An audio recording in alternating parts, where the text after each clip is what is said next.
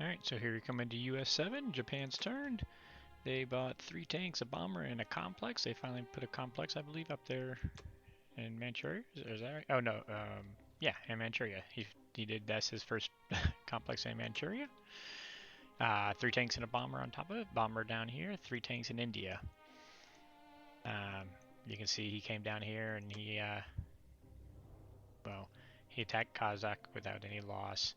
He came down and he brought the 2, which I've been wanting him to bring 2 transports down here to attack the is that West Australia there, right?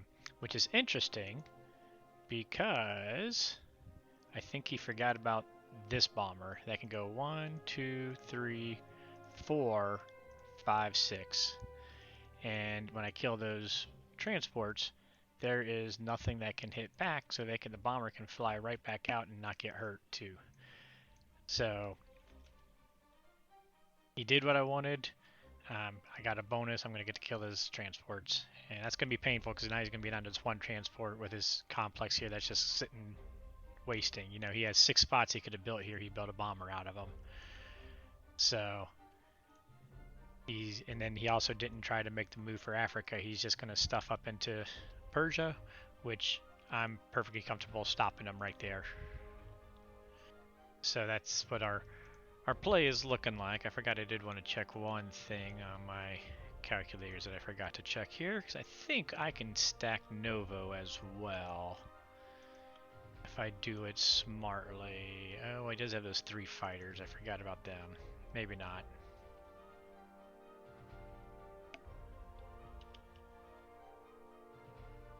Yeah, no, the fighters are going to make it a little bit different. A little more difficult to do that than I'd thought, and I'm just not going to give him an opportunity. I probably could. It's more a matter of should when I'm feeling pretty confident now at this point in the game. So I think we're just going to take it kind of easy. We're going to buy 7 infantry. I thought about building the factory for Norway. It just feels awkward building it in round 7 and Germany's already huddled. So I went ahead and I think I'm going to buy a fighter and a bomber instead. I couldn't buy another transport to start getting units over faster because of the sub here, so he's kind of forcing me into buying expensive units. And I don't know. I mean, gosh, it's late, but I almost feel like this is a better deal, right? Because I'll be pumping in 2 at a turn, and I'm still got a few turns. I mean, I don't have any. I mean, these are my only U.S. troops on the ground here, so even though he's down to 21 ground, I've only got 3 U.S. there, so I still got a little while till I'm going to be pushing him. These guys will be coming in. Maybe a factory will help speed things up just a little bit.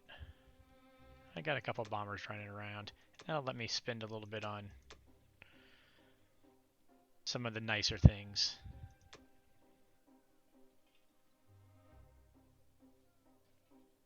We don't have to worry about the transport.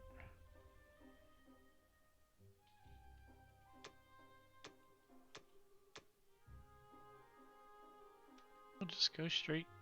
I mean, it's heavier on the infantry artillery than I really want. Let's see, what are we gonna be getting?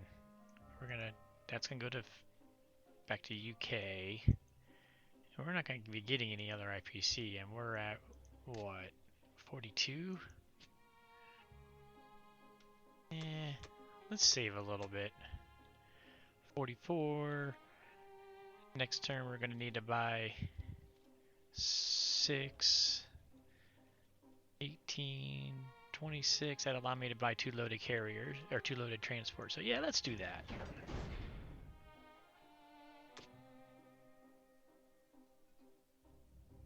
Combat, we will take the sub. We'll take out his transports. And because we're taking his transports out, he's going to be slow coming in, so we're going to go ahead and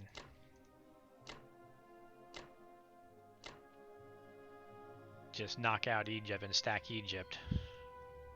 I was a little worried about with the transports. Now he could build the transports back, and I'll have to do some sort of retreat and fly fighters over and whatnot. But it looks like he's intent on just trying to gun up the middle.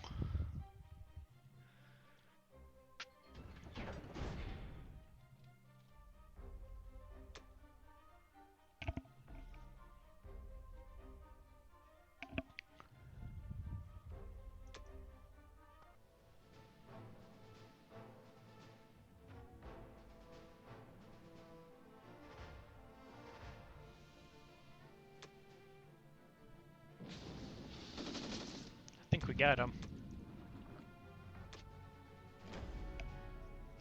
By the way, the only reason I chose that to go after that sub other than the other is because the fighter can't reach there. So if he wants to attack my destroyer, he's gonna have to risk his bomber on a 1v1.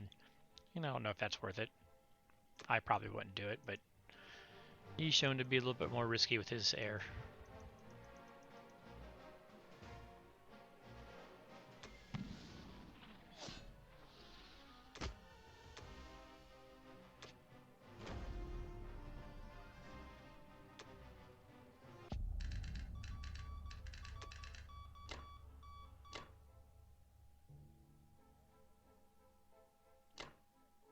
Oh, duh. I said all that. He does have his artillery there that'll kill it. But nonetheless, it was still worth killing 2 transports of Japan's. So, I'm not worried about that.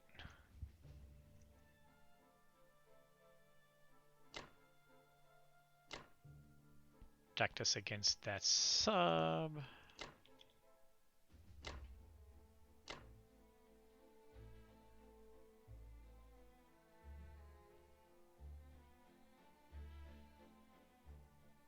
Three units, he could attack that. Let's come up here instead.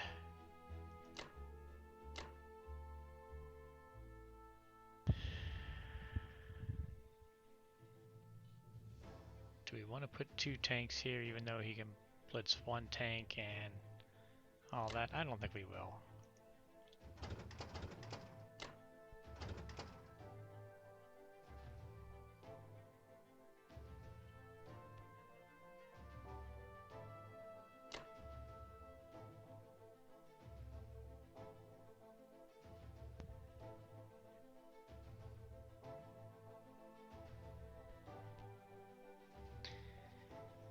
Cruiser carrier versus his sub bomber.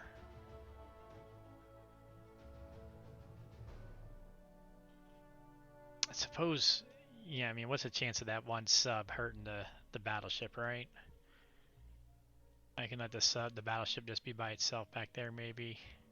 Let's not bring the sub back too. Let's keep the sub up there for a kill shot for for Germany attacking me.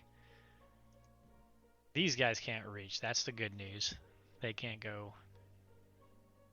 So it's just the sub bomber, sub cruiser carrier.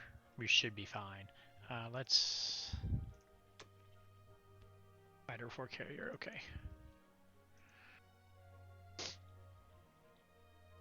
So he'll probably go sub bomber on the destroyer.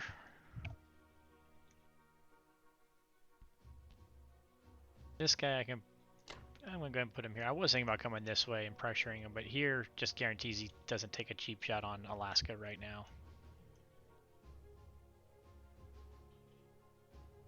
The fighters into defense. Looks good, I think.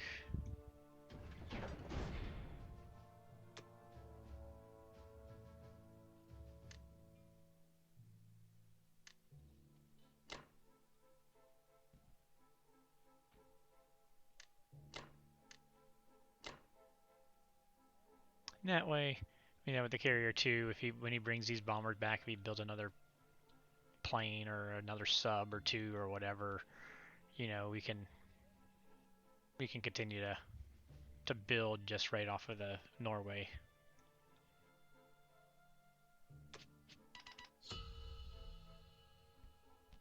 Alright, let's repair Caucasus. And that gets us 24.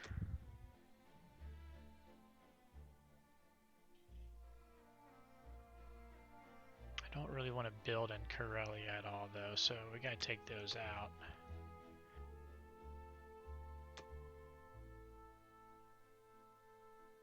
So that would be 4 here, 8 that I could build.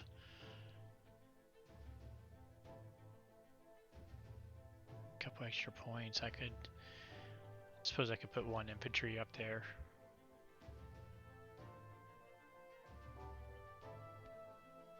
I guess 2 infantry up there would be a better dissuader of him doing the double hit. So 4, 3, that's 7, 8, 9, 27. Yeah, let's do that, right? So, you know, doing the math, we would have the 2 infantry and a tank, which is 4, 4, 5, 13. Now, he'll have these guys, which are 6. I mean, he'll definitely have. He'll win the battle. It's just a matter of how profitable will it be. I'm gonna go to the calculator for that one. I'm not good at doing that much math in my head. That still makes it profitable for him, actually.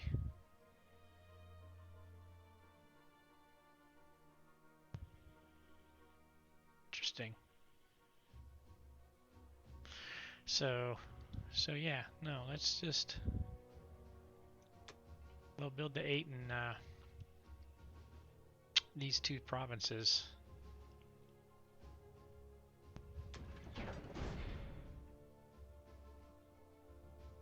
Oh, yes, we do want to.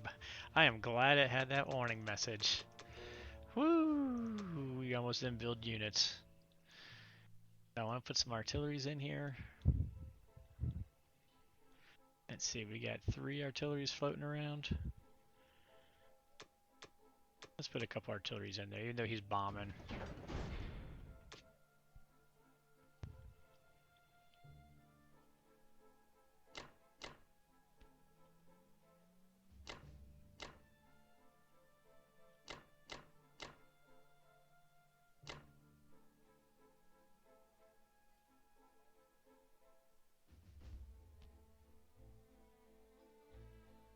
So I guess he did build that to fight me off going this way, which I'm gonna go ahead and pull these guys back because he does have that bomber down here too. That I don't think it's worth it trying to harass him up there for these 1-point territories that he's gonna win back. So we're gonna just worry about turtling back.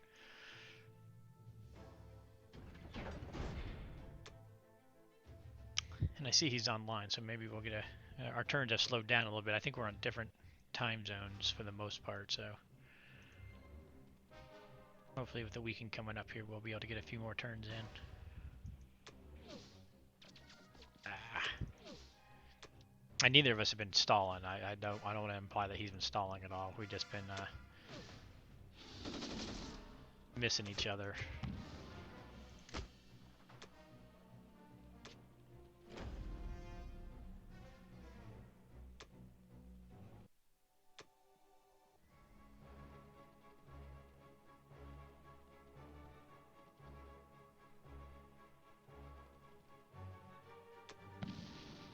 There you go. Miss. Alright. Make him throw some ground units around to trade. I guess that's the one thing, if I had built the guys there, he wouldn't have been able to use all his air for trading here, which he's going to have to do, so. Oh well, whatever.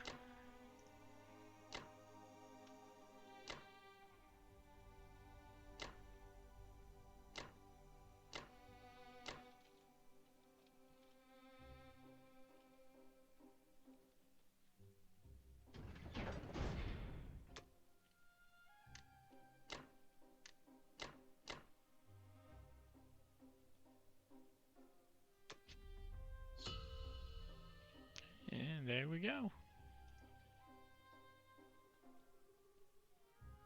So look at the Navy, Air Force Navy set up here. I guess his bombers are right down there.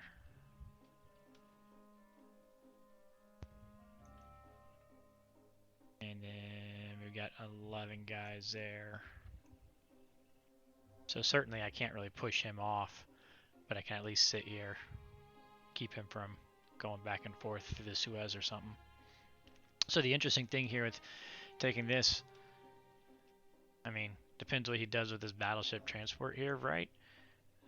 But I mean, it doesn't really matter what he does. I should be able to kill him if I want to. But like this turn, he's got no one even to pick up, so they can't even really do anything. So if he doesn't put people in there, is it even worth attacking the battleship? So